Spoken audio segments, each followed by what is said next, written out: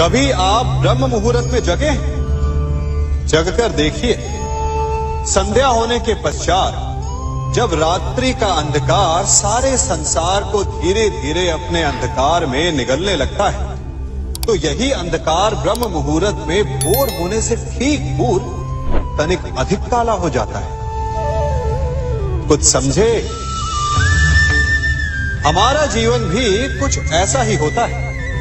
जब हमारे जीवन की समस्याएं अपने अंत पर होती हैं, तो यही समस्याएं एक भीषण रूप लेकर हमारे समक्ष प्रस्तुत हो जाती हैं और ऐसे परिस्थिति में अधिकतर लोग हार मान जाते हैं, भय खा जाते हैं। परंतु यदि आप हार न माने, भय न खाएं, दृढ़ रहें, निरंतर आगे बढ़ते रहें, तो प्रकाश के रूप में हमारा स्वागत करने के लिए सूर्य उदय सदा हमारे समक्ष प्रस्तुत रहेगा। आपने बरगद के वृक्ष को देखा है? जितना विशाल उतना दृढ़। पतझड़ में वो सूख जाते हैं, परंतु दुर्बल नहीं होते, टूटकर गिरते नहीं। और उसके विपरीत दलदल में उपजे वृक्षों को देखिए, वो दिखने में तो बड़े होते, पतझड़ आए या शीत सदा हरे भरे होते हैं, परंतु इतने दुर्बल होते हैं कि जल धारा के हल्के से वेग से वो गिर जाते हैं। परंतु ऐसा क्यों होता है?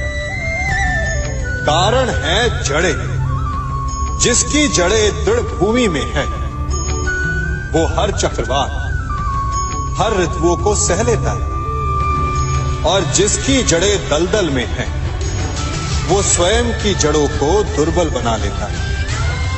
कुछ ऐसा ही मनुष्य भी होता है, जो अधर्म, कुकर्म और असत्य की धरा पर उपजा है।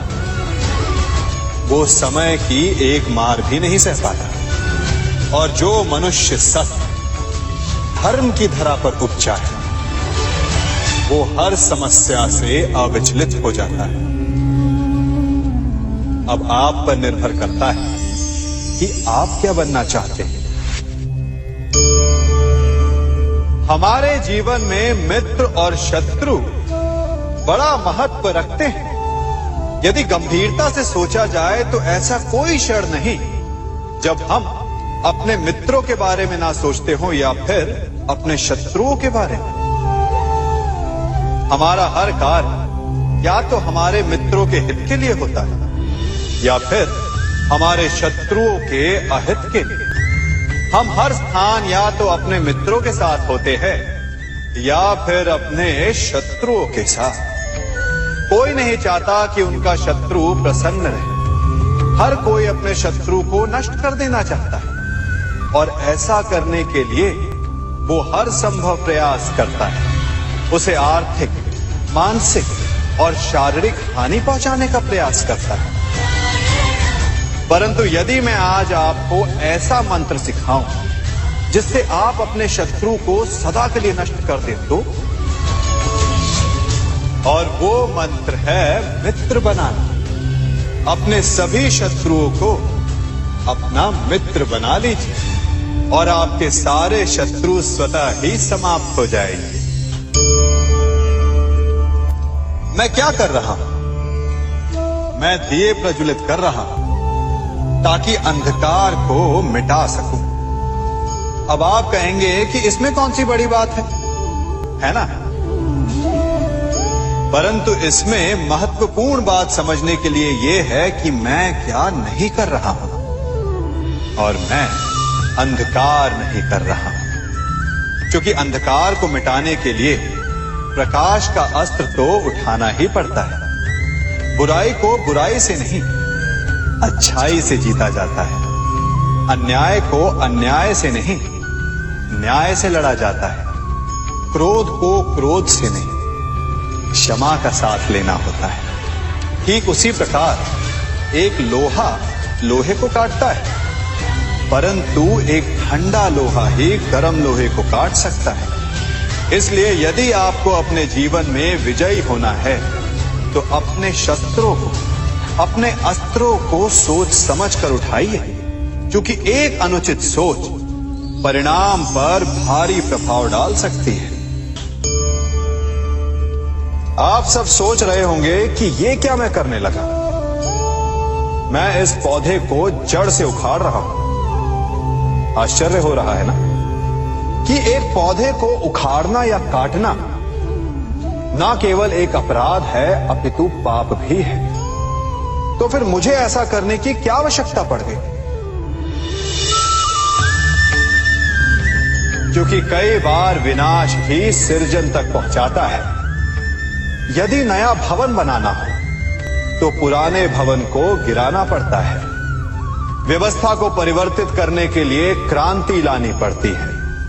और उसी प्रकार यदि किसी वृक्ष या किसी पौधे की जड़ों में घुन लग जाए या उसका मूल सड़ जाए तो उसे जड़ से उखाड़ देना ही श्रेयस्कर होता है, ताकि उस स्थल पर नए पौधे उपज सके।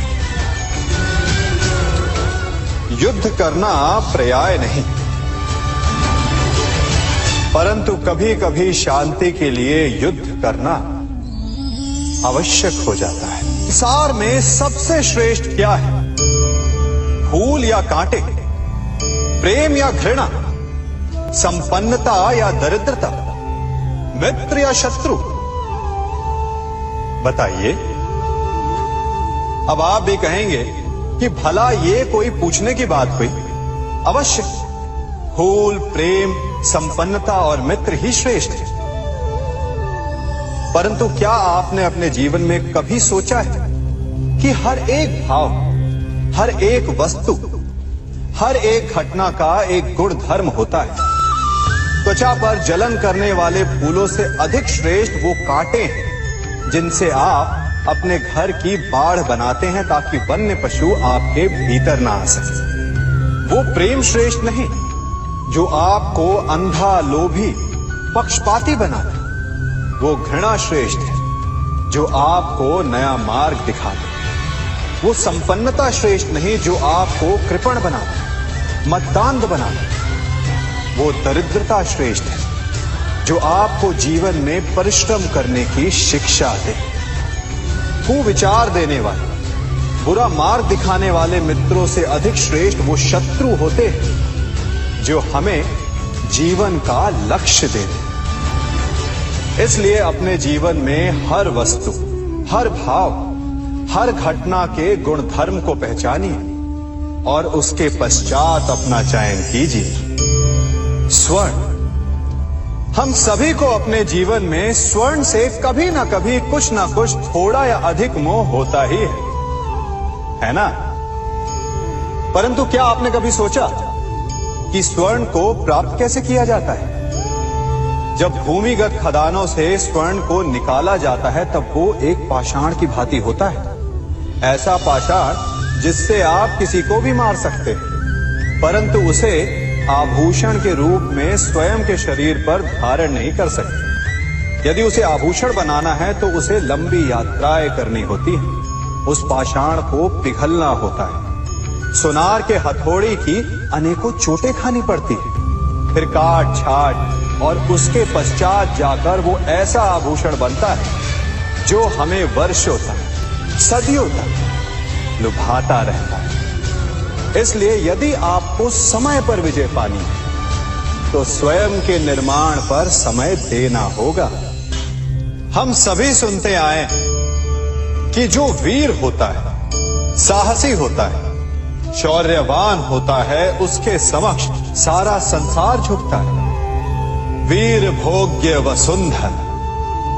परंतु वीरता है क्या? शौर्य क्या है? साहस क्या है? साहस युद्ध नहीं, वीरता विजय नहीं, शौर्य कभी ना गिरना नहीं। साहस किसी चुनौती के समक्ष खड़े होने का भाव है, तो वीरता उस चुनौती को उत्तर देने के लिए पूर्ण परिश्रम लगा देना है।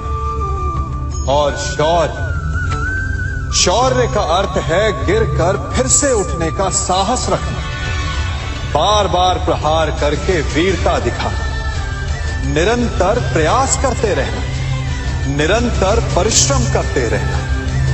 इसलिए विजयी होने से अधिक महत्वपूर्ण है शौर्यवान होना, क्योंकि जो शौर्यवान है उसे विजय मिलना निश्चित है।